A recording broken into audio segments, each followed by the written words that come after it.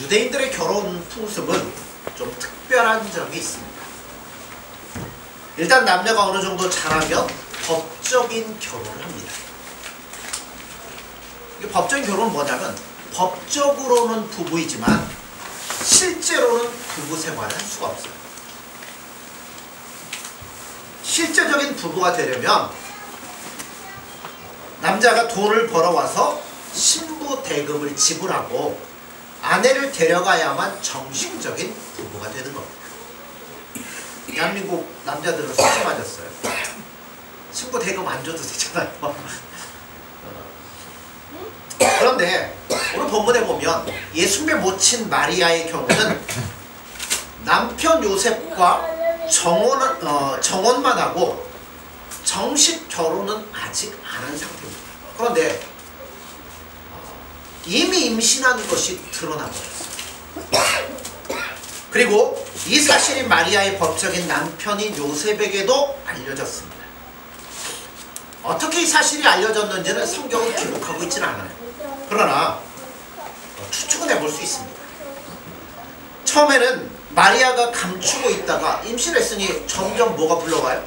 배가 불러오죠. 배가 불러감에 따라 도저히 사실을 감출 수가 없어서 요셉에게 사람을 보내어 상의를 했는지, 아니면 소문이 나다 보니까 이 소문이 요셉의 귀에까지 들려갔는지 정확히 알 수는 없습니다.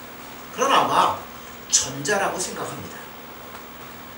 마태 사도는 예수님의 탄생을 뭐라고 표현하고 있냐면 성령으로 잉태되었다라고 말씀합니다. 엄마 두 가지. 여러분, 성령으로 잉태된 게 뭘까요? 엄마 두 가지요, 두 가지. 정상적인 임신은 어떻게 이루어집니까? 그렇죠. 남자와 여자가 성적인 관계를 통해서 이루어집니다. 그런데 성경은 마리아의 임신이 그런 성적인 남자와 여자와의 관계가 없이 성령의 능력으로 특별하게 잉태했다라고 말씀합니다. 이거는 전에도 없었고 이후에도 없었고 유일하게 딱 한 번밖에 없는 사건입니다. 근데 이게 사람의 생각으로 이해가 되십니까? 참 이해가 어려운 부분이에요. 성령의 잉태, 다른 말로 얘기하면 하나님의 잉태, 이렇게 표현할 수 있는데 하나님께서 남자의 정자처럼 되어서 여자의 난소와 이 결합을 해서 자궁에 착상을 해서 아주 조그만 핏덩어리가 된 게 성령의 잉태라고 말할 수 있어요. 생각해보세요. 하나님은 어떤 분이십니까? 그렇죠. 온 우주를 만드신 분이고 온 세계도 그분의 손바닥 안에 얼마든지 놓여질 수 있어요. 그런데 어떻게 그 크신 하나님께서 아주 작은 핏덩어리가 되어 여자의 몸속에 있을 수 있을까? 그것도 몇 달이나요? 10개월이나. 나오려면 10개월을 그 속에 있어야 되잖아요. 그럼 그동안 그분의 신성은 어떻게 되고 그분의 능력은 어떻고 그분의 거룩하심은 어떤데 그 모든 것들이 그 작은 핏덩어리가 되어 어머니의 뱃속에 있어야 된다는 거예요. 어떻게 보면요, 천지창조나 부활보다도 이게 더 이해하기 어려운 부분이 아닌가 생각이 됩니다. 그런데 이 과정을 통해서 예수님은 진짜 사람이 되신 거예요. 뭐 하시려면 얼마든지 그냥 뿅 하고 나타나셔가지고 일하시고 가실 수도 있어요. 그런데 일시적으로 나타난 게 아니라 정말 뱃속에 들어서 성장하는 과정이 있고 이 땅에 태어나는 과정이 있고 음식도 먹고 배설도 하는 진짜 사람이 되신 거예요. 이 신비가 가장 어려운 것입니다. 무엇 때문에요? 우리를 사랑하시는 그 사랑의 결정체가 바로 성령의 잉태입니다. 이 작은 핏덩어리를 오시지 않았더라면 우리는 구원을 받을 수가 없어요. 그러니까 예수님은 마리아의 몸에 잉태되심으로 말미암아 만들어진 것이 아니라 오신 거예요. 사람들은 어머니의 뱃속에서 잉태됨으로 만들어집니다. 그러나 예수님이 이미 그 전부터 뭐 하셨어요? 존재하셨던 분이죠. 그분이 가버릴까요? 그 전부터 계시다가 우리 사람들에게로 보냄을 받으셔서 이 땅에 오신 거예요. 사람들은 이렇게 생각합니다. 2000년 전에 예수님이 마리아의 몸에서 성령으로 잉태되었는지 아니면 뭐 다른 방법으로 태어났는지 그게 오늘날 우리하고 무슨 상관이 있느냐는 거예요. 하루하루 벌어먹고 살기도 바쁜데 성령으로 잉태되었던 다른 방법으로 왔던 그게 무엇이 중요하냐. 그런데 아니에요. 만약 여러분들이 어떤 일을 할 때 밑에 있는 누군가를 보내서 일을 시키는데 일이 잘 안 돼요. 아주 중요한 일이에요. 그럼 누가 와야 돼요? 본인이 직접 가서 이 일을 해결하고 어떤 걸 해야 된다는 거죠. 예수님의 잉태는 굉장히 중요합니다. 왜냐하면 하나님께서 인간의 몸을 입고 우리의 역사 세계로 들어오셨다면 뭔가 다른 방법으로는 안 되기 때문에 친히 몸을 입고 이 땅에 오셨다는 거예요. 너무나 중요한 일이 있기 때문에 오셨다는 거예요. 그게 뭐냐는 거예요. 자, 예수님의 탄생을 증거해야 되는데 요즘 뭐 CCTV도 많고 이런 것도 많으니까 다 이렇게 뭐 찍혀가지고 속속들이 증거들이 있습니다. 근데 예수님 때는 CCTV가 어디 있습니까? 뭐가 있어요? 아무도 없죠. 그러니 예수님의 성령 잉태하심을 증언을 해야 되는데 증인이 누가 있겠어요? 증인이 장본인들밖에 없잖아. 그래서 마태사로는 누구보다도 당사자인 요셉을 증인으로 딱 내세웁니다. 요셉은 이 일에 있어서 증인이에요. 세 가지 부분의 증인이 되는데 첫째는 마리아의 임신 소식을 듣고 요셉이 어떻게 하려고 그랬어요? 이혼하려고 그랬습니다. 이게 첫 번째 증거예요.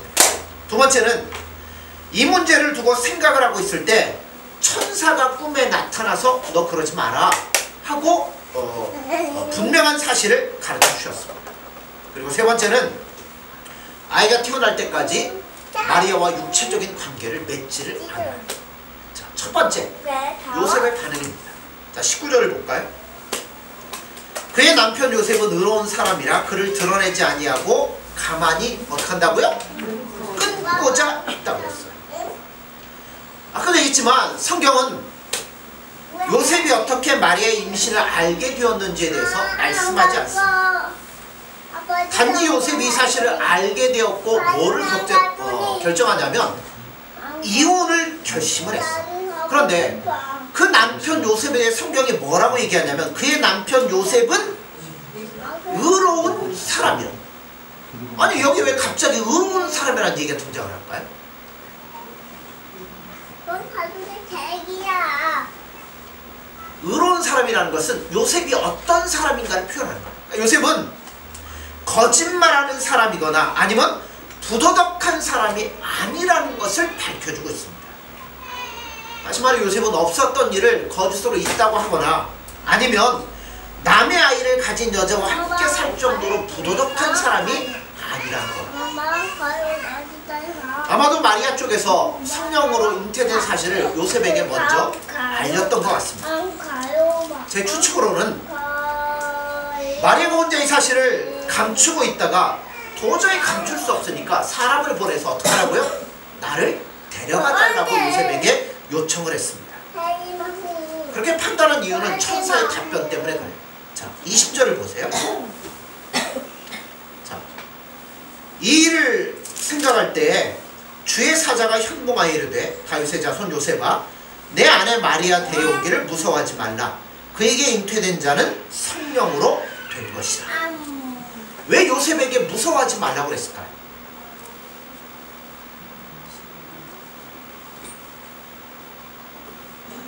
이거는 분명히 마리아가 직접 말을 했는지 아니면 누구를 통해서 말을 했든지 간에 자기가 임신을 했고 이것은 성령으로 임신한 것이니까 나를 두지 말고 데려가 달라고 부탁을 했기 때문에 그 부탁을 듣고 뭐 했어요? 요셉은 데려와야 될지 가만히 끌어서 이혼을 해야 될지 고민을 했다는 거예요. 그때 요셉은 아마 마리아 데려오기를 두려워했던 것 같습니다. 그 이유는 자신이 마리아의 성령 잉태를 믿지 않거나 아니면 그것 자체를 두려워했다는 거예요. 여러분, 바리새인이나 이 서기관 이 사람들이 예수님을 죽이려고 했던 이유 중 하나가 뭐예요? 예수님이 자신을 하나님이라고 얘기를 한 거예요. 그게 뭐라고 생각한 거예요? 신성 모독이라고 생각했어요. 자, 그러면 의로운 요셉이 마리아를 데려고 하는데 마리아가 뭐라고 그래요? 나는 성령으로 잉태됐다. 그럼 요셉이 이걸 어떻게 받아들여야 되느냐? 다시 말해서 마리아의 남편 요셉도 경건한 사람이요 의로운 사람인데 마리아가 임신했다는 것이 그에게는 큰 시험거리였고 성령으로 잉태됐다는 말을 들었을 때 요셉은 뭔 생각했겠어요? 이거 까딱하다가는 나도 죽겠구나. 그 생각을 이 요셉이 했다는 거예요. 자, 이걸 쉽게 얘기해보죠. 예를 들어서 오늘 어떤 청년이 교회를 나오는데 어제까지만 해도 자기가 관심을 갖고 사랑하던 한 여인이 있었어. 근데 그 자매가 어느 날부터 배가 막 불러오기 시작하더니 얘기를 하는 거예요. 여기 하나님의 자식이 들었다. 잉태됐다. 그러면 뭐라고 여러분 아시겠어요? 예? 저거 이 얘기 안 나오겠어요. 미쳤나? 그 다음부터는 뭐 하겠어요? 안 만나죠. 가까이 안 하죠. 그게 당연하다는 얘기예요. 아마 사람들은 그 얘기 들으면 이상하게 생각할 것이고 이거 신성모, 그러니까 예수님 당시에 이 사실이 어떻게 했냐는 거죠. 요셉은 마리아 쪽의 설명을 듣고서도 성령의 임신으로 뭐 한 거예요? 믿지를 못했던 거예요. 그러니까 뭐 하려고요? 끊으려고 했던 겁니다. 그래서 그가 할 수 있는 일은 유일한 길은 더 이상 마리아의 남편이 되지 않고 조용히 마리아와의 관계를 청산하려고 했습니다. 그런데 그에게 누가 나타나요? 천사가 나타났습니다. 그리고 의심하지 말라. 두려워하지 말라. 이거는 하나님의 의도대로 된 것이다. 그만큼 예수님의 이 땅의 탄생은 돌발적이고 과격하고 정상적인 경건을 가지고 있는 사람조차도 뭐 할 수밖에 없어요? 놀라고 두려워할 수밖에 없는 사건이라는 겁니다. 그러면서 이런 식으로밖에 오실 수 없는 이유를 설명을 해요. 자, 21절에 보세요. 자, 아들을 낳으리니 이름을 예수라 하라. 이는 그가 자기 백성을 그들의 죄에서 구원할 자이심이라 하니라. 물론 예수라는 이름 자체는 평범합니다. 그 당시도 많이 있었어요.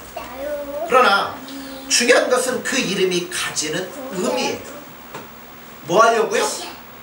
자기 백성을 저희 죄에서 구원하기 위해서 이렇게 오셨다는 겁니다. 지금 유대인들은 늘 누구를 기다리고 있어요? 예수님. 그렇죠. 메시아 예수님을 기다리고 있습니다. 왜 기다려요? 내 재산을 지켜주고, 그죠? 나를 보호해주고, 우리 민족을 부흥시켜줄 메시아를 기다리고 있습니다. 그런데 하나님께서 보내신 예수님은 그런 정치적인 메시아가 아니라, 구원자가 아니라 우리를 우리의 죄로부터 구원하기 위해 이 땅에 오셨다는 겁니다. 구원이 뭡니까? 10원에서 이런 모자란 게 구원인가요? 예. 구원은 쉽게 얘기하면 어떤 위기에서 건져주는 거예요. 물에 빠진 사람 건져주는 것도 구원이죠. 불 타고 있는 집에서 그 사람 끄집어내는 것도 구원입니다. 몹쓸병에 걸려서 죽어가는 사람 고쳐내는 것도 구원입니다. 그런데 죄에서 구원해내는 건 뭘까요? 이것은 이런 얘기예요. 자, 물에 빠진 사람 건져내려면 이 사람은 어디 들어가 있어야 돼요? 물속에 들어가 있어야죠. 불에 타는 곳에 건져내려면 불 속에 들어가 있어야죠. 죄로부터 건져내려면 죄 속에 몽땅 빠져 있어야 된다는 거죠. 한마디로 얘기하면 우리 모든 인간은 죄 가운데 빠져 있다는 겁니다. 사람들은 알든지 모르든지 우리는 죄 가운데 빠져 있고 죄의 세력에 있어서 이미 우리는 죽어 있더라는 겁니다. 다른 것에 죽어 있는 게 아니라 뭐에 죽어 있어요? 하나님께 내 죽어 있는 거예요. 하나님을 알 수도 없고 예수님을 찾지도 않고 자기 모양, 자기 방법대로 살아가고 있다는 겁니다. 여러분, 모든 것은 누구로부터 오냐면 하나님으로부터 옵니다. 우리가 추운 겨울에 어디 오고 있으면 따뜻해요? 햇빛 있는데 이렇게 있으면 따뜻하잖아요. 그의 비 누가 주십니까? 하나님 주시죠. 여름에 뭐 모든 만물들이 잘 자라도록 비를 막 주시는 분도 누구예요? 하나님이시죠. 뭐 하나님 모르는 사람들은 뭐 자연적인 환경을 통해 이루어진다고 하지만 여러분 그 자연조차 누가 하나님 만드셨잖아요. 모든 좋은 것은 하나님으로부터, 예수님으로부터 우리에게 주어집니다. 물론 세상에 좋은 것 다 하나님이 주십니다. 그러나 하나님이 우리에게 주려고 하는 것은 세상적인 것보다 더 좋은 것을 주시려고 한다는 거예요. 학벌이나 지식이나 돈이나 명예나 이런 게 아니라 뭘 주시려고요? 하나님 우리에게 뭘 주시려고 그럴까요? 하나님 우리에게 제일 주시는 것은 이겁니다. 그죠? 하나님의 사랑을 우리에게 주시려고 해요. 우리를 너무나 사랑하니까 누구를 보내시는 거예요? 예수님을 보내시잖아요. 예수님은 또 우리를 얼마나 사랑하셨으면 자기의 생명을 주시기까지 사랑하십니까? 하나님의 사랑을 주시는 거예요. 하나님의 능력, 하나님의 마음, 하나님을 사랑할 수 있는 마음을 주십니다. 이게 있어야 비로소 우리는 뭐답게 사는 거예요? 인간답게 사는 거예요. 그런데 사람 안에는 무서운 죄의 세력이 있어서 모두가 이것을 잃어버린 채 죄에 사로잡혀 있었습니다.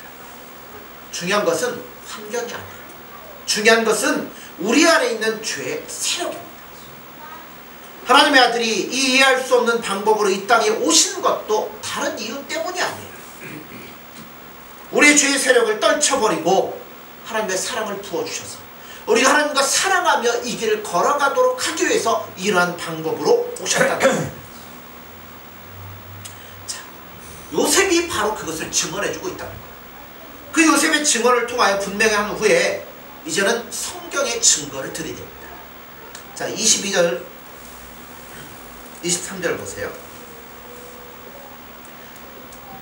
이 모든 일이 된 것은 주께서 선지자로 하신 말씀을 이루려 하심이니 이르시되 보라 처녀가 잉태하여 아들을 낳을 것이요 그 이름을 임마누엘이라 하리라 하셨으니 이를 번역한즉 하나님이 우리와 함께 계시다 함이라. 성령 잉태. 어떤 분들은 뭐 성령 잉태 그게 뭔데? 뭐 성경 어디에 있는데? 근데 나와요. 놀랍게도 구약 이사야 선지자 글에 장차 처녀가 잉태하여 아들을 낳을 것이요 그 이름을 임마누엘이라 하리라 하시는 말씀이 나옵니다. 이사야 7장에 보면 그러므로 주께서 친히 징조로 너에게 주실 것이라 보라 처녀가 잉태하여 아들을 낳을 것이요 그 이름을 임마누엘이라 하리라. 사실 이 말씀에 대해서는 논란이 좀 있습니다. 왜냐하면 배경이 되는 것이 유다왕 아스 때였어요. 이 아스 왕 때 이스라엘 왕 베가와 수리아 왕 르신이 연합하여 남쪽 유다를 침공해서 절대절명의 위기에 놓여 있었습니다. 그때 하나님이 새로 왕이 된 아스에게 누구를 보내면 이사야 선지자를 딱 보내요. 그래서 두려워하지 마라, 걱정하지 말라, 절대 나가지 않는다. 네가 나에게 징조를 구해라. 그러면 내가 그렇게 한다는 징조를 보여주겠다. 아스 왕이 어떻게 해? 제가 어떻게 감히 하나님께 징조를 구하겠습니까? 어떻게 보면 믿음이 있는 것 같죠. 근데 믿음이 아니에요. 왜냐면 이미 마음은 아수라는 나라에 가 있어요. 어떻게 하면 이 나라의 도움을 청해가지고 이거를 구원해볼까? 그러니까 하나님 말씀은 안중에도 없죠. 그래서 하나님이 이번에 어떻게 하시냐면 아스에게 직접 징조를 하나 주시는 겁니다. 그 징조가 뭐냐면 처녀가 잉태하여 아이를 낳을 텐데 그 아이의 이름을 임마누엘이라 해라. 그 아이가 장성해서 말을 하기도 전에 이스라엘과 수리아 두 나라는 망해버릴 것이다 라고 하나님이 말씀하십니다. 그럼 이 처녀가 누굴까요? 아마도 처녀는 아니고 젊은 여자인데 아기를 낳지 못하는 여인인 것 같습니다. 아스 왕비 중에 하나가 아니었나 하는 생각을 하는데요. 어떤 사람은 뭐 이사야의 젊은 부인이라고 얘기하는데 그렇지 않은 것 같습니다. 왜냐하면 히브리 단어에는 처녀가 말 그대로 처녀가 아니라 젊은 여인이라는 말이 있어요. 젊은 부인이라는 뜻도 가지고 있기 때문에 우리가 생각하는 처녀하고는 의미가 좀 다릅니다. 그런데 이 예언의 성취는 누구를 통해 이루어지냐면 예수님을 통해서 이루어집니다. 논란이 되는 거예요. 어떤 논란이냐면 아니 하나의 사건이 이중적인 예언이 될 수 있습니까? 얼마든지 될 수 있습니다. 예를 들자면 아브라함의 아들 이삭, 그죠? 이삭도 이중적인 의미를 갖고 있어요. 한편으로는 아브라함의 아들 이삭이지만 한편으로는 누구의 예표예요? 예수님의 예표예요. 또 다윗의 아들도 한편으로는 솔로몬이지만 한편으로는 누구예요? 예수님을 보여주고 있습니다. 한때 두 나라의 공격으로 절대절명의 위기에 빠졌을 때 하나님께서는 한 아기의 탄생을 통하여 그들을 버리지 아니하시며 그들과 함께 하심을 보여준 적이 있습니다. 그 하나님께서 이번에는 누구를 통해서요? 예수님의 탄생을 통해서 여전히 하나님은 우리를 사랑하시며 우리를 놓지 아니하시며 우리에게 엄청난 은혜를 부어주시겠다는 그것을 약속하고 있다는 거예요. 아기를 낳을 수 없는 한 여자의 특별한 임신과 출산, 그것이 의미하는 게 뭘까요? 하나님이 우리와 함께 하시다는 겁니다. 그의 아이의 이름이 뭐라고요? 임마누엘. 임마누엘의 뜻이 뭐 한다고요? 하나님 우리와 함께 하신다는 겁니다. 사랑하는 성도 여러분들, 우리가 이 땅을 살아가면서 우리 눈앞에 어떠한 위험이나 위기가 아무리 크더라도 우리에게 누가 함께 하신다고요? 예수님이 함께 하신다는 거예요. 여러분, 그 예수님이, 그 하나님이 지금 어디에 계십니까? 2000년 전에 유대 땅에 계시다가 우리 죄를 위해 십자가에 못 박혀 죽으시고 부활하시고 승천하셔서 하나님 우편에 계십니다. 그분은 그때 그렇게 돌아가셨어요. 그러나 그 죽음이 그가 사신 이상의 일들을 우리 가운데 주셨습니다. 그게 뭐예요? 우리 모든 죄를 다 용서해 주시고 우리를 하나님의 거룩한 백성 삼아 주셔서 이제 하나님의 신성이 누구 안에? 우리 안에 머무르게 되었다는 거예요. 임마누엘의 하나님은 지금도 우리 마음 가운데 임하여 계십니다. 우리가 예수님의 이름을 부르기만 하면 하나님의 능력은 지금도 우리 마음 가운데 쏟아지도록 부어질 겁니다. 그게 뭐예요? 임마누엘이에요. 즉 우리와 영원토록 함께하기 위해서 예수님은 사람의 생각으로 벌어질 수 없는 이런 이상적인 현상을 통해서 이 땅에 오셨고 우리의 죄를 구원해서 하나님의 거룩한 백성 삼아주셨다는 겁니다. 그러므로 성탄절 예수님 오신 것이지만 지금도 예수님 우리와 함께 하시고 계시다는 겁니다. 이제는 누구의 몸 안에? 우리 몸 안에 임마누엘 하신 거예요. 우리가 아무리 절망적인 상황에 처해 있다 하더라도 예수님의 이름을 부르면 죄의 세력을 이길 수 있는 힘을 주시고 우리로 하여금 하나님께서 기뻐하시는 삶을 찾아서 능히 나가도록 만들어 주신다는 겁니다. 그러므로 이 성탄절에 우리와 함께 하신 예수님, 오늘도 우리의 생명을 구원해 주시는 그 예수님을 바라보면서 우리가 찬송과 감사와 영광으로 예수님 앞에 나아갈 수 있는 저와 여러분들이 되어지기를 간절히 소원합니다. 기도하겠습니다.